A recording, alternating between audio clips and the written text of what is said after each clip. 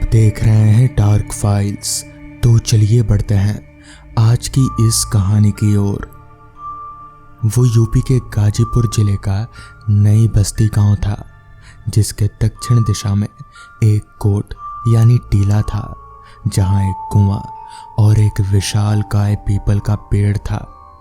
अक्सर दूर दराज से मुर्दों को लेकर आने वाले रात्रि होने पर यहाँ ठहरते थे। शायद इसी वजह से यहाँ के लोगों ने इसका नाम मुर्दा सराय रख दिया होगा। सराय का मतलब होता है छावनी, ठहराव। खैर, ये तो हुई इस जगह की बात। वो पूस की एक काली अमावस की रात थी। वो 8-10 आदमी थे, जिसमें 4 व्यक्तियों के कंधे पर वो मुर्दा था। बाकी 6 लोग राम नाम सत्य है करके चले आ रहे थे। तभी एक अधेड़ उम्र का व्यक्ति बोला, अरे भिरगू, सुन रहे हो? हाँ हाँ चाचा, कहो। भिरगू बोला, भैया अभी गंगा माई तो यहाँ से 4 कोस दूर है, और इस कालिक जैसी अंधियारी रात में तो कुछ सूझ ही नहीं रहा। ऐसा करो भैया, मुर्दा सराय में ही मुर्दा उतार दो और खाने पीने का बंदोबस्त करो। आलू है ना, तो लिट्टी चोखा लगा दो। सुबह 4 बजे जब सुकवा उगेगा तो देखा जाएगा। शुकवा सुबह के तारे का देहाती नाम। अधेड़ उम्र के व्यक्ति ने कहा, वो तो हो जाएगा काका। उतारो रे मुर्दे को, और डिबरी जलाकर मुर्दे के पैथाने रख दो। रंजीत बोला। उपले की आग पर लिट्टी और भीतर आलू डाल दी गई। सभी मुंह हाथ धोए। तब तक लिट्टी चोखा भिरगू तैयार कर दिया। सबको कागज के टुकड़े पर चोखा लिट्टी परोसा गया। सब खाए पिए और कहानी किस्से में कुछ रात बीती, और फिर एक चुप हुआ, फिर दूसरा व्यक्ति, और फिर सभी को नींद ने अपने आगोश में ले लिया। फिर आधी रात के सन्नाटे में मुर्दा सराय कोट भयावह रूप ले चुकी थी। मुर्दा ढोने वाले खुद सोते हुए मुर्दे की तरह लग रहे थे। केवल वो जलता हुआ दीपक था जो सीना ताने लहरा रहा था। विशालकाय पीपल के पेड़ के पत्ते एकाएक जोर से खड़के, जैसे पत्तों में छिपी कोई भारू वस्तु सरकी हो, और उस अंधेरे में पीले रंग की कोई चमकती चीज आगे बढ़ी और उस मुर्दे में समा गई। पर यह क्या, मुर्दे का हाथ कफन हटाता बाहर आ गया। बड़ा ही डरावना नजारा था। वो हाथ बहुत ही अजीब तरीके से जलते हुए दीपक को बुझाने की कोशिश करने लगा, मगर दीपक के पास जाते ही ना जाने क्यों वो हाथ पीछे हट जाता है। इसे अग्नि देवता की कृपा कहें या कुछ और। ये चूहे बिल्ली का खेल चलता रहा, मगर सफलता नहीं मिली। तब तक शुकवा उग चुका था। अब सब कुछ शांत था। वहां बचई काका सबसे पहले जगे और बोले, अरे ससुरा लोग, इतना बेफिक्र होकर सो रहे हो? मुर्दा लेकर चलो, भोर हो गई है। सभी हड़बड़ाकर उठे और मुर्दा कंधे पर उठाए चल दिए। बापू, कल ही तो मुर्दा लेकर आप सब गए थे और आज लौट रहे हो, इतना क्यों समय लग गया? चंपा बोली। चंपा, तू जितनी खूबसूरत है उससे ज्यादा चंचल। अरे बिटिया, हम बेबस थे रात होने की वजह से, इसलिए मुर्दा सराय वाली कोट पर रुक गए। बचई काका ने कहा, ये मुर्दा सराय वाली कोट क्या है बापू? चंपा ने कहा, बेटा, हमारे इस देहात का एक रूल है, मुर्दे किसी गांव से होकर नहीं जाते, इसलिए बाहर की एक जगह सबने चुनी जहां मुर्दे रखकर लोग विश्राम कर सकें। उसी को लोग मुर्दा सराय कहने लगे। तभी भिरगू आया और बोला, चचा चचा, अरे सुनते हो चचा? हाँ हाँ बोल भिरगू, क्या बात है? बचई काका बोले, अरे चाचा, सूरज की तबीयत खराब है, लागत है नहीं बचेगा। भिरगू ने कहा, उसे क्या हुआ भैया? वो तो ठीक ठाक था, कल ही तो हमारे साथ विदेशी शाह की मैयत में गया था। हम सब उनकी अंत्येष्टि करके आज ही तो लौटे हैं। हड़बड़ाते हुए बचई काका बोले, हाँ चाचा, पर उसकी तबीयत बहुत खराब है। भिरगू बोला, ठहर चलता हूँ। और दोनों चल पड़े सूरज के घर की तरफ, और उसके दरवाजे पर लगी भीड़ को देखकर दिल धड़क उठा। बचई काका और भिरगू के मन में अनहोनी के भाव आने लगे। वही हुआ जो मन ने कहा। सूरज चल बसा था। उसकी माँ जार बेजार यही कहते हुए रो रही थी कि वो कैसे मर गया। सारे गांव में शोक की लहर थी। सूरज को कफन में लिपटा गया और हरे बांस की टिकटी पर लिटाया गया। फिर रस्सियों से बांधकर सभी उसकी लाश उठाए राम नाम सत्य है करके गंगा जी की तरफ चल पड़े। आज पहले दिन का चांद दिखाई ही नहीं दिया। आज भी घुप अंधेरा था। राम नाम सत्य है का नाम लेते हुए सब आगे बढ़े जा रहे थे। फिर वही जगह, वही अंधेरा और खामोश मुर्दा सराय का टीला। भिरगू बेटा, बचई काका बोले।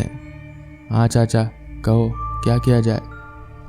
भिरगू बेटा, सब मान जात है मगर पेटवा तो नहीं मानत है ना। कुछ तो खाना पीना तो लगेगा ही। अब चलो मुर्दा सराय के टीले पर ही उतार दो। सबने मुर्दे को वहीं कंधे पर उतार दिया और ठिपरी जला दी। लिट्ठी आलू उपले की आग पर सींचने लगी। तब तक सभी कुएं से पानी खींचकर मुंह हाथ धोएं और खाना परोसा गया। वहीं कागज का टुकड़ा जिस पर परोसी गई लिट्टी चोखा सबने खाया पिया और कहानी किस्से में समय बिताने लगे। और धीरे धीरे फिर नींद ने सबको अपने आगोश में लेना शुरू कर दिया। झरकती हवा सबको सुला गई। आधी रात का सन्नाटा मुर्दा सराय वाले विशाल काय पीपल के पेड़ पर एक अजीब हरकत और पत्तों के झुरमुट से बाहर को आती एक तार के समान चमचमाती वस्तु जो आगे बढ़ती है और मुर्दे में दाखिल हो जाती है और सूरज का निर्जीव लाश में हरकत आ जाती है। तभी कफन को हटाते खौफनाक दो अजीब से हाथ उभर आते हैं जो बहुत ही अजीब तरीके से जलते हुए दिए की तरफ बढ़ते हैं। तभी रंजीत की नींद टूटती है।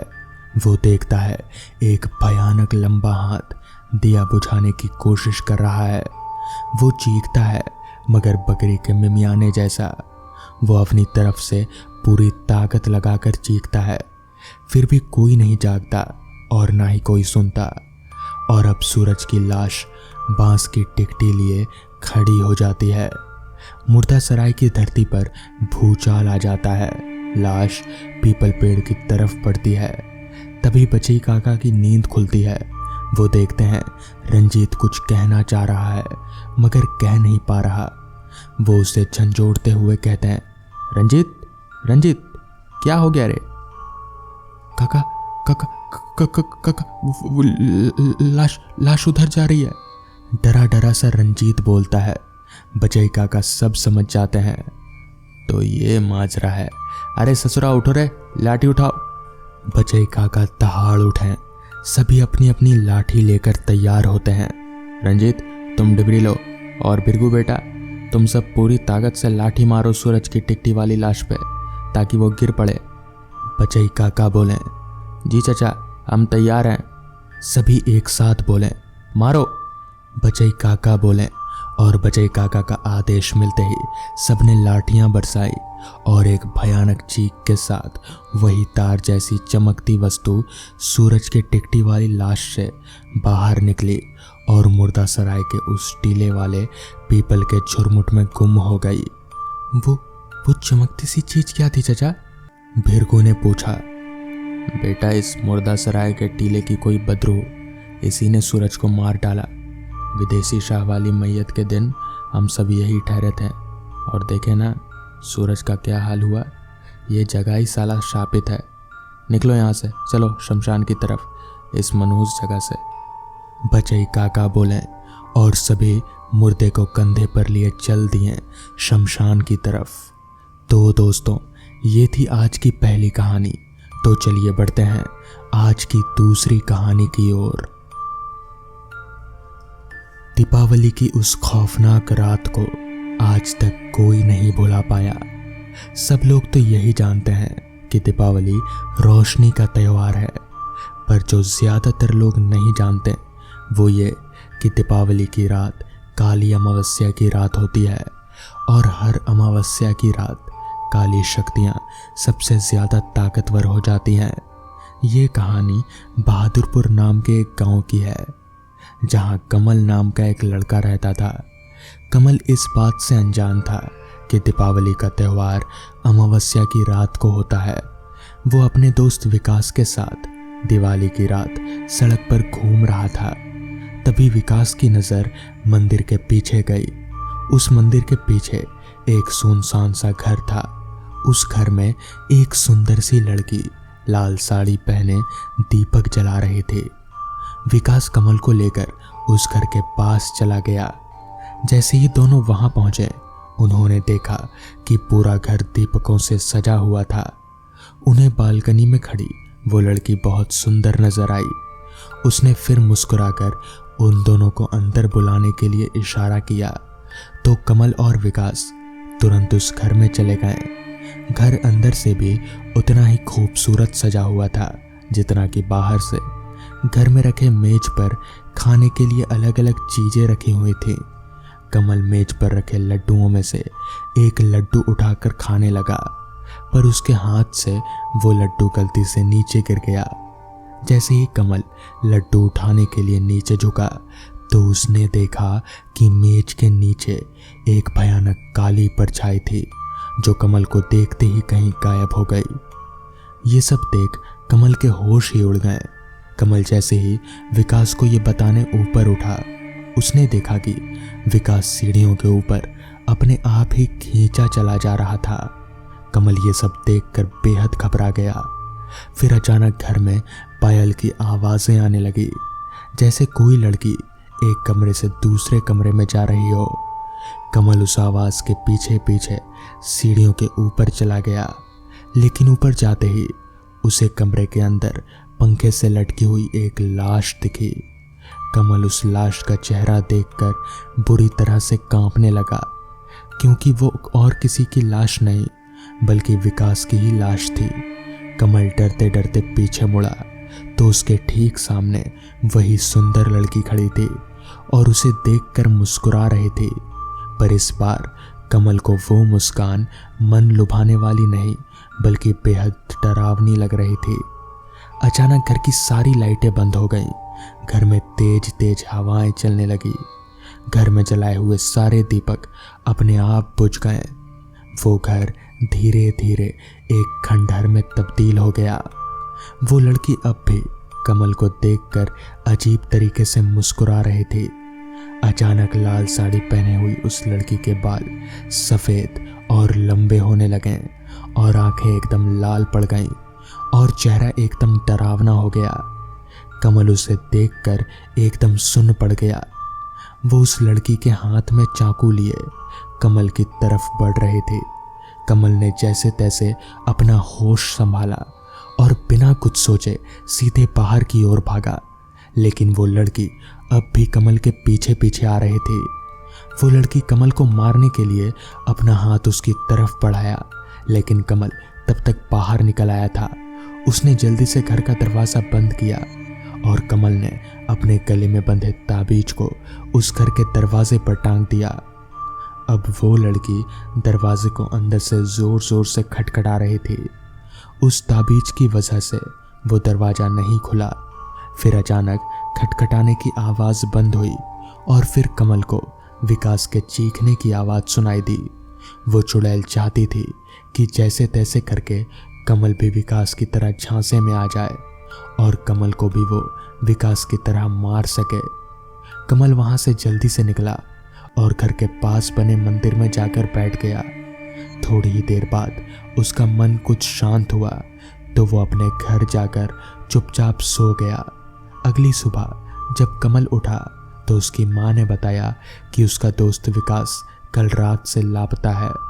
तब कमल ने पूरा किस्सा अपनी माँ को बताया। माँ ने उससे कहा कि कई साल पहले दीपावली की रात उस लड़की ने उस घर में आत्महत्या की थी। तब से उसी की आत्मा उसी घर में भटकती रहती है। किसी को भी ये पता नहीं चल पाया कि उसने आत्महत्या क्यों की, लेकिन कोई भी जो उस घर में जाता है वो कभी लौट कर नहीं आ पाता। ये बात सुनकर कमल पूरी तरह से हिल गया और अपने दोस्त को खोकर टूट गया। तो दोस्तों, ये थी आज की कहानियाँ। अगर आपको ये कहानियाँ पसंद आई हो तो वीडियो को लाइक और चैनल को सब्सक्राइब कर दें। तो मैं आपका दोस्त आर्यन जल्द ही मिलूंगा आपसे ऐसी ही एक नई कहानी के साथ। तब तक के लिए अपना ख्याल रखें।